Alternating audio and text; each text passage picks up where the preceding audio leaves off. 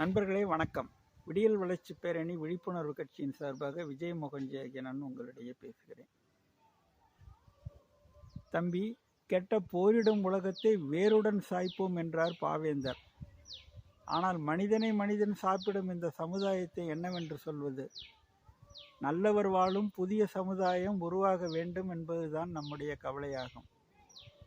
அவர்களெல்லாம் உழைப்பாளிகள், தங்கள் கை கால்களை நம்பி உழைத்து வாழ்பவர்கள்.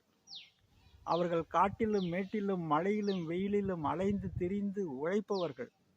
உழைப்பு ஒன்றுதான் அவர்களுடைய மூலதனமாகும். அவர்கள் வயலிலே உழுது நமக்கு தானியம் தருகிறார்கள். உயிரை பணயம் வைத்து கடலிலே பயணித்து நமக்கு மீன் தருகிறார்கள். உயரமான கட்டிடங்களில் பணிபுரிந்து நமக்கு வீடு தருகிறார்கள். அதல பாதாள சுரங்கங்களில் வேலை செய்து நமக்கு பல கனிம வளங்களை தருகிறார்கள். நமக்காக அவர்கள் சாலை போடுகிறார்கள். அதோடு கூட ஓடுகின்ற ஆற்றை தடுத்து நிறுத்தி அதிலே அணை கட்டி நமக்கு குடி தண்ணீரும் கொடுக்கிறார்கள். இப்படிப்பட்டவர்களுக்கு இந்த சமுதாயம் என்னதான் செய்கிறது? அவர்களுடைய கோரிக்கைகளை யார்தான் கேட்கிறார்கள்? அவர்களுக்கு ஏதேனும் அடிப்படை சம்பளம் ஏதேனும் இருக்கிறதா?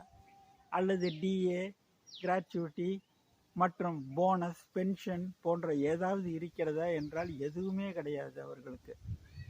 அப்படிப்பட்ட நல்லவர்களுக்காக இங்கே பேசுபவர்கள் யார் இருக்கிறார்கள் என்றுதான் நமக்கு தெரியவில்லை.